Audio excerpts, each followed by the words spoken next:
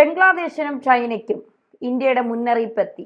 മര്യാദയ്ക്കിരുന്നില്ലെങ്കിൽ ഇനി സൈനിക ശക്തിയിലൂടെ വീണ്ടും എട്ടിന്റെ പണി കിട്ടും എന്നുള്ളത്. പാകിസ്ഥാൻ ചൊറിയുന്നത് പോലെ തന്നെയാണ് നമ്മളെ ബംഗ്ലാദേശും ചൈനയും ഇടയ്ക്കിടയ്ക്ക് ചൊറിയുന്നത്. ചൈന പറയുന്നത് ഞങ്ങൾ ഇന്ത്യക്കൊപ്പമാണ് എന്നൊക്കെ പറയുന്നുണ്ടെങ്കിലും ഇന്ത്യ വളരുന്നത് അത്ര പിടിക്കുന്നില്ല ചൈനയ്ക്ക് എന്നുള്ളതാണ് യാഥാർത്ഥ്യം. ഇപ്പൊ എന്താണ് ഇന്ത്യയുടെ ഈ ബംഗ്ലാദേശിനും ചൈനയ്ക്കും എതിരെയുള്ള അല്ലെങ്കിൽ അവർക്ക് കൊടുക്കുന്ന ഇന്ത്യയുടെ പണി, അവർക്ക് കൊടുക്കുന്ന ഇന്ത്യയുടെ പണി? അതായത് ഇന്ത്യയെ സംബന്ധിച്ച് മേജർ ഒരു പ്രശ്നമുണ്ട്. അതായത് ഇന്ത്യയുടെ ഈ വടക്ക് കിഴക്കൻ സംസ്ഥാനങ്ങൾ, ഒരു 7 സംസ്ഥാനങ്ങളുണ്ട്. അത് ഇന്ത്യയുമായിട്ട് ബന്ധിപ്പിക്കാനായിട്ട് ഒരു 20-22 കിലോമീറ്റർ വിസ്താരമുള്ള ചെറിയൊരു ഇടനാഴിയാണുള്ളത്. ഇതിലൂടെ കടന്നാണ് നമുക്ക് ഈ പറയുന്ന സംസ്ഥാനങ്ങളിലേക്ക് പോകേണ്ടി വരും. അല്ലെങ്കിൽ കുറച്ചുകൂടി എളുപ്പമാർഗ്ഗത്തിൽ നമുക്ക് ബംഗ്ലാദേശിൽ കൂടെ കടന്ന് റോഡ് മാർഗം പോകാൻ സാധിക്കും. ഇപ്പോൾ ഈ 22 കിലോമീറ്റർ വരുന്ന ഇടനാഴി സിലിഗുരി ഇടനാഴി എന്നാണ് അറിയപ്പെടുന്നത്. അതിനെ ചിക്കൻ നെക്ക് എന്നാണ്, അതായത് കോഴിയുടെ കഴുത്തിന് എന്ത് വീതി ഉണ്ടാവും അത് കണക്കാക്കി കോഴിക്കഴുത്ത് എന്നാണ് അതിനെ വിശേഷിപ്പിക്കുന്നത്. അപ്പോൾ ഇത് ഇന്ത്യയെ സംബന്ധിച്ച് വളരെ തന്ത്രപ്രധാനമാണ്. കാരണം ഇതിൻ്റെ ഒരു ഭാഗത്ത് ബംഗ്ലാദേശാണ് കിടക്കുന്നത്, മറ്റ് 2 ഭാഗത്തായിട്ട് നേപ്പാളും ഭൂട്ടാനും ഉണ്ട്. അപ്പോൾ ഇതിൻ്റെ ഇടയിൽ കൂടി ഒരു ഇടുങ്ങിയ വഴിയിൽ കൂടി നൂണ്ടിറങ്ങി പോകുന്നത് പോലെയാണ് ഇന്ത്യ ഈ പറയുന്ന 7 സംസ്ഥാനങ്ങളിലേക്ക് കാര്യങ്ങൾക്കായിട്ട് പോകുന്നത്. അതായത് ആസാം, അരുണാചൽ പ്രദേശ്, മേഘാലയ, നാഗാലാൻഡ്, മണിപ്പൂർ, മിസോറാം, ത്രിപുര, ഇത്രയാണ് 7 സംസ്ഥാനം. അപ്പോൾ ഇവിടെ ഇപ്പോൾ ഈ ബംഗ്ലാദേശാണ് കൂടെ ചൊറിഞ്ഞുകൊണ്ടിരിക്കുന്നത്. അവർ ഈ പറയുന്ന ഇടനാഴി അത് ഇന്ത്യ ഓർത്തോണം. അതിലെന്തെങ്കിലും സംഭവിച്ചു കഴിഞ്ഞാൽ പിന്നെ ഈ 7 സംസ്ഥാനങ്ങളിലേക്ക് ഇന്ത്യക്ക് കടക്കാൻ പറ്റില്ല. ഇവർക്ക് എന്തെങ്കിലും ചെയ്യണമെങ്കിൽ ഇനി ബംഗ്ലാദേശിൽ കൂടിയേ പറ്റുള്ളൂ എന്നൊക്കെ പറഞ്ഞാണ് അവരുടെ ഭീഷണി. ചൈനയും ഈ ഒരു മേഖല ഒരു തന്ത്രപ്രധാന മേഖലയായിട്ടാണ് കണക്കാക്കുന്നത്. കാര്യം അവിടെ പിടിച്ചടക്കി കഴിഞ്ഞാൽ ഈ 7 സംസ്ഥാനങ്ങളിലും ചൈനയ്ക്ക് അവരുടെ ആധിപത്യം സ്ഥാപിക്കാൻ സാധിക്കുമെന്നാണ് അവരുടെ ഒരു കണക്കുകൂട്ടൽ. അപ്പോൾ ഈ ഒരു ഇടനാഴി ഈ പറയുന്ന 2 ആൾക്കാരും, ഒരു സൈഡിൽ നിന്ന് ബംഗ്ലാദേശും മറ്റേ സൈഡിൽ നിന്ന് ചൈനയും നിരീക്ഷിച്ചുകൊണ്ടിരിക്കുകയാണ്. എങ്ങനെയും അത് കൈകടത്തണം, അല്ലെങ്കിൽ അവിടെ ഒരു സൈനിക ശക്തി ഉണ്ടാക്കിയെടുക്കണം. അപ്പോൾ ഇത് മനസ്സിലാക്കിക്കൊണ്ട് ഇന്ത്യ അവിടെ സൈനിക ബലം വർദ്ധിപ്പിക്കാനായിട്ട് ഇപ്പോൾ തീരുമാനിച്ചിരിക്കുന്നു. നേരത്തെയും ഉണ്ടായിരുന്നു. എന്നാൽ ഈ പാകിസ്ഥാനുമായിട്ടുള്ള ഓപ്പറേഷൻ സിന്ദൂർ അടക്കമുള്ള നടപടികൾ പൂർത്തിയാക്കിയ ശേഷം ഇനി പാകിസ്ഥാൻ കുറച്ച് കാലത്തേക്ക് തലപൊക്കില്ല എന്ന് ഇന്ത്യ ഉറപ്പിച്ചു. അതുകൊണ്ട് ഇനി ശ്രദ്ധ മുഴുവൻ ഇങ്ങോട്ടേക്കാണ് ഇപ്പോൾ കൊണ്ടുവന്നിരിക്കുന്നത്. അപ്പോൾ ഈ പ്രദേശത്ത് ഹഷിമാറ എന്ന് പറയുന്ന എയർബേസിലാണ് ഇന്ത്യ ഇപ്പോൾ റഫേൽ യുദ്ധവിമാനങ്ങൾ സജ്ജമാക്കി വെച്ചിരിക്കുന്നത്. അതുകൂടാതെ S-400 അതായത് വ്യോമ പ്രതിരോധ സംവിധാനവും ഇവിടെ ഒരുക്കിയിട്ടുണ്ട്. ഈ S-400ൻ്റെ പ്രത്യേകത 400 കിലോമീറ്റർ വരെ റേഞ്ചിലുള്ള വ്യോമാക്രമണങ്ങളെ പ്രതിരോധിക്കാൻ സാധിക്കും. ഇത് കൂടാതെ മറ്റ് നിരീക്ഷണ സംവിധാനങ്ങളും ആളില്ലാ വിമാനങ്ങളടക്കമുള്ളവ സജ്ജീകരിച്ച് വെച്ചിട്ടുണ്ട്. ഇതിൻ്റെ ഇങ്ങനെ ഒരു സൈനിക നീക്കം നടത്താനുള്ള പ്രധാന കാരണം ഈ ഇന്ത്യൻ അതിർത്തിയോട് ചേർന്ന് കഴിഞ്ഞ ദിവസം ചൈന സൈനികാഭ്യാസം നടത്തിയിരുന്നു. അവരുടെ സൈനിക ബലം പ്രദർശിപ്പിച്ചിരുന്നു. കൂടാതെ ബംഗ്ലാദേശിൽ കടുത്ത രാഷ്ട്രീയ അനിശ്ചിതത്വം നിലനിൽക്കുന്നു. അവിടെ ഒരു ഭരണ പ്രതിസന്ധി ഉണ്ട്. സൈന്യമാണിപ്പോൾ കാര്യങ്ങൾ തീരുമാനിക്കുന്നതും എല്ലാം ചെയ്യുന്നതും. അതുകൂടാതെ നിലവിലെ അവിടുത്തെ ഭരണത്തലവനായിട്ടുള്ള മുഹമ്മദ് യൂനിസിന് ഇന്ത്യ അനുകൂല നിലപാടല്ല ഉള്ളത്. അദ്ദേഹം പാകിസ്ഥാനുമായിട്ടും ചൈനയുമായിട്ടാണ് സഹകരിച്ച് നിൽക്കുന്നത്. ഒരു ഘട്ടത്തിൽ അദ്ദേഹം ഒരു പ്രസ്താവന നടത്തുകയുണ്ടായി. ഈ പറയുന്ന 7 വടക്കുകിഴക്കൻ സംസ്ഥാനങ്ങളുണ്ടല്ലോ, ആ സംസ്ഥാനങ്ങളിൽ ചൈന അധിനിവേശം നടത്തണം എന്ന തരത്തിൽ, ബംഗ്ലാദേശ് അധിനിവേശം നടത്തും, അതിന് ചൈനയുടെ പിന്തുണ ഉണ്ടാകും. അതായത് ഇന്ത്യ പാകിസ്ഥാനെ ആക്രമിക്കുകയാണെങ്കിൽ ഇന്ത്യയെ സമ്മർദ്ദത്തിലാക്കാൻ വേണ്ടി ഇത്തരത്തിലുള്ള നടപടി ഉണ്ടാകുന്ന തരത്തിലും ബംഗ്ലാദേശിൻ്റെ ഭാഗത്തുനിന്ന് പ്രസ്താവനകൾ വന്നു. അപ്പോൾ ഈ ഒരു കാര്യം കൂടി പരിഗണിച്ചിട്ടാണ് ഇപ്പോൾ ഇന്ത്യ അവിടെ സൈനിക ബലം വർദ്ധിപ്പിക്കുന്നത്. അപ്പോൾ ഒരു കാര്യം വ്യക്തമാണ്, ഇന്ത്യ കരുതി ഇരിക്കുന്നുണ്ട്. എന്തെങ്കിലും ഒരു പ്രകോപനം ഉണ്ടായാൽ അതിന് അതിൻ്റെതായ ആ ഭാഷയിൽ തന്നെ മറുപടി കൊടുക്കാനായിട്ടുള്ള ഒരുക്കങ്ങളാണ് ഇപ്പോൾ നടത്തിയിട്ടുള്ളത്.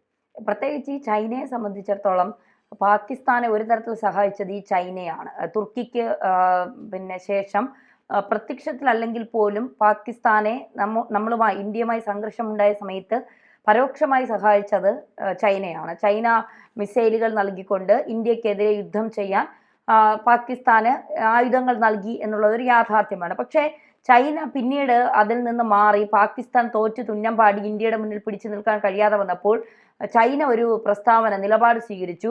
തീവ്രവാദത്തെ ഞങ്ങൾ ഒരു മണ്ണിലും വളരാൻ അനുവദിക്കില്ല, ഞങ്ങൾ തീവ്രവാദികൾക്കൊപ്പമല്ല എന്നൊരു പരോക്ഷമായ ഒരു നിലപാടെടുത്തത്. ഇന്ത്യ ജയിച്ചു കഴിഞ്ഞപ്പോൾ ഇനി ഇന്ത്യയോടൊപ്പം നിന്നില്ലെങ്കിൽ തങ്ങൾക്ക് പിടിച്ചു നിൽക്കാൻ കഴിയില്ല. കാരണം 148 കോടി ജനങ്ങളുള്ള ഒരു രാജ്യമാണ് ഇന്ത്യ. അതിനേക്കാൾ കൂടുതൽ ചൈനയ്ക്കുണ്ട്. എങ്കിലും ചൈനയുടെ ഗുഡ്സുകൾ കൂടുതലായി വിറ്റുപോകുന്നത് ഇന്ത്യൻ വിപണികളിലാണ്. അപ്പോൾ ഇന്ത്യയുടെ ആവശ്യം ചൈനയ്ക്കുണ്ട് എന്നുള്ളതാണ്. അപ്പോൾ ബംഗ്ലാദേശിനെ സംബന്ധിച്ചിടത്തോളം ബംഗ്ലാദേശ് ഇപ്പോൾ പാകിസ്ഥാനെ പോലെ പാപ്പരായ ഒരു അവസ്ഥയിലേക്ക് നീങ്ങാണ്. ആഭ്യന്തര കലഹം, ആക്രമണം, കൃത്യമായി നയിക്കാൻ ഒരു സർക്കാരില്ല, സൈന്യവും ഇപ്പോഴത്തെ ഇടക്കാല സർക്കാരും തമ്മിലുള്ള അകൽച്ച, ഇതൊക്കെ ബംഗ്ലാദേശിനെ വല്ലാത്ത രീതിയിൽ പ്രതിസന്ധിയിലാക്കുന്നുണ്ട്. അപ്പൊ ഇതിൻ്റെയൊക്കെ ഇടയിൽ ഇത്തരത്തിലൊരു സൈനിക ശക്തി കൂടി ഇന്ത്യ ഇത്തരം ഇടനാഴികളിൽ സിലിഗുരി പോലെയുള്ള ഇടനാഴികൾ ഇന്ത്യ ശക്തമാക്കുമ്പോൾ അത് വലിയ തിരിച്ചടി തന്നെയാണ് ചൈനയ്ക്കും ബംഗ്ലാദേശിനും ഉണ്ടാകാൻ പോകുന്നത്. ഇപ്പോൾ ഇന്ത്യയുടെ വളർച്ച ഈ ബംഗ്ലാദേശ്, പാകിസ്ഥാൻ, ചൈന, അങ്ങനെ തുർക്കി പോലുള്ള ചില രാജ്യങ്ങൾക്ക് സഹിക്കാൻ കഴിയുന്നതിലപ്പുറമാണ്. ഇപ്പൊ സാമ്പത്തികമായി ഇന്ത്യ 4ാം ശക്തിയായി എന്ന് പറയുന്നു, സൈനികപരമായി ഇന്ത്യ 4ാം ശക്തിയായി, പ്രതിരോധ മേഖലയിൽ നമ്മൾ കുതിക്കുന്നു, നമ്മുടെ ആയുധങ്ങൾ വാങ്ങാൻ ഓരോ രാജ്യങ്ങളും ക്യൂ നിൽക്കുന്ന ഒരു അവസ്ഥയിലേക്ക് പോകുന്നു. അപ്പൊ ഇന്ത്യ വല്ലാത്ത രീതിയിൽ വളരുകയാണ്. നമ്മുടെ സൈനിക ശക്തിക്ക് മുന്നിലൊന്നും പിടിച്ചു നിൽക്കാൻ ഒരു രാജ്യങ്ങൾക്കും കഴിയില്ല എന്നൊരവസ്ഥയിലേക്ക് പോവുകയാണ്. മാത്രമല്ല, ഒരു പ്രശ്നം വന്നപ്പോൾ തന്നെ നമ്മുടെ രാജ്യത്തെ എല്ലാവരും കക്ഷി രാഷ്ട്രീയം നോക്കാതെ ഇപ്പോൾ വിദേശ രാജ്യങ്ങളിൽ സർവകക്ഷി യോഗങ്ങളിൽ പങ്കെടുക്കുന്ന CPM-ന്റെയും കോൺഗ്രസിന്റെ പ്രതിനിധികൾ ഞങ്ങൾക്ക് രാജ്യമാണ് വലുത്, മതമല്ല എന്ന് ബ്രിട്ടാസ് വരെ ചെന്ന ഒരു വേദിയിൽ പറയണമെങ്കിൽ നമ്മുടെ രാജ്യത്ത് ഒരു പ്രശ്നം വരുമ്പോൾ, രാജ്യത്തെ ഒരു ഭീഷണി ഉണ്ടാകുമ്പോൾ, രാജ്യത്തെ ജനങ്ങളെ ഭീകരവാദികൾ ആക്രമിക്കാൻ ഒരുങ്ങുമ്പോൾ രാജ്യം ഒറ്റക്കെട്ടാണ് എന്നുള്ളതിന് കൂടി ഒരു തെളിവാണ്. ഇപ്പോൾ അത്തരത്തിലൊരു പ്രശ്നം വരുമ്പോൾ രാജ്യം മുഴുവൻ ഒറ്റക്കെട്ടായി നിന്നുകൊണ്ട് പ്രവർത്തിക്കുമെന്നുള്ളതിന് ഇവർക്ക് ഒരുമിച്ച് നിന്ന് പ്രവർത്തിക്കാൻ ബംഗ്ലാദേശിനോ ചൈനയ്ക്കോ പാകിസ്ഥാനോ കഴിയില്ല എന്നുള്ളതാണ്. ഇപ്പോൾ ചൈനയെ സംബന്ധിച്ചിടത്തോളം ശരി തന്നെ. ഞാനൊരു കാര്യം കൂടി പറയട്ടെ. ഈ ചൈന ഈ പാകിസ്ഥാൻ ഇത്ര അളവറ്റ് സ്നേഹിക്കാനുള്ള കാരണം എന്താണെന്നറിയോ? ഇല്ല. അതായത് ചില രാജ്യങ്ങളിൽ മതപരമായ പ്രശ്നം കൊണ്ട് പാകിസ്ഥാനോടൊപ്പം നിൽക്കുന്നുണ്ട്. എന്നാൽ ചൈനയ്ക്ക് വ്യാവസായിക താല്പര്യങ്ങളാണ്. ഈ പാകിസ്ഥാനിൽ ഒരുപാട് ഈ അടിസ്ഥാന സൗകര്യ വികസന പരിപാടികൾ എല്ലാം പൊട്ടിപ്പൊളിഞ്ഞ് കിടക്കുന്ന ഒരു അവസ്ഥയാണ്. അപ്പോൾ ആ നിർമ്മാണ പ്രവർത്തനങ്ങൾ ഏറിയ പങ്കും ഏറ്റെടുത്ത് നടത്തുന്നത് ചൈനയിൽ നിന്നുള്ള കമ്പനികളാണ്. അതോടൊപ്പം തന്നെ പാകിസ്ഥാൻ്റെ പല തന്ത്രപ്രധാന മേഖലകളിലും ചൈന നിക്ഷേപം നടത്തിയിട്ടുണ്ട്. ഉദാഹരണത്തിന് കറാച്ചി തുറമുഖം അടക്കമുള്ളവയിൽ ചൈനീസ് നിക്ഷേപമാണുള്ളത്. അപ്പോൾ അതിൻ്റെ ഉദ്ദേശം ഈ പശ്ചിമേഷ്യൻ രാജ്യങ്ങളുമായി, അതായത് ഗൾഫ് രാജ്യങ്ങളുമായി ചൈനയ്ക്ക് അവരുടെ വ്യാപാരം സുഗമമാക്കാനായിട്ടുള്ളൊരു ഇടനാഴി മാത്രമാണ് ഈ പാകിസ്ഥാൻ. അപ്പോൾ അതുകൊണ്ടാണ് ഈ ഇത്രയും വലിയൊരു സമ്പന്ന രാഷ്ട്രമായ ഇന്ത്യ ഇവിടെ ഉള്ളപ്പോൾ ഇന്ത്യയെ എതിരാളിയായി കാണുകയും പാകിസ്ഥാനുമായി ചങ്ങാത്തം സ്ഥാപിക്കാനുള്ള ചൈനയുടെ അടിസ്ഥാന കാരണം ഇതാണ്.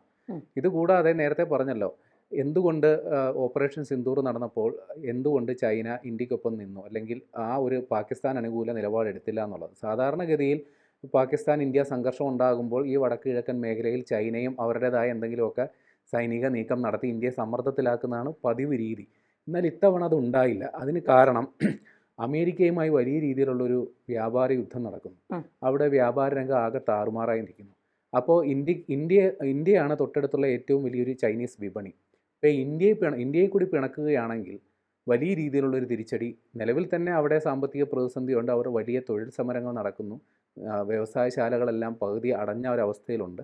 ആ ഒരു സാഹചര്യത്തിൽ ഇന്ത്യയെ കൂടി പിണക്കുക എന്ന് പറയുന്നത് ചൈനയെ സംബന്ധിച്ച് ചിന്തിക്കാൻ പറ്റാത്തൊരു കാര്യമാണ്. അതുകൊണ്ടാണ് അവർ ബുദ്ധിപരമായൊരു മൗനം പാലിച്ചത്. ഒരു പരിധിവരെ ഇന്ത്യക്ക് അനുകൂലമായ നിലപാടെടുത്തതിനും കാരണമാണ്. ഈ പറയുന്ന ചൈനീസ് നിലപാട് ഇന്ത്യ മറ്റ് രാജ്യങ്ങളിൽ ഇപ്പോൾ പ്രചരിപ്പിക്കുന്നുണ്ട്.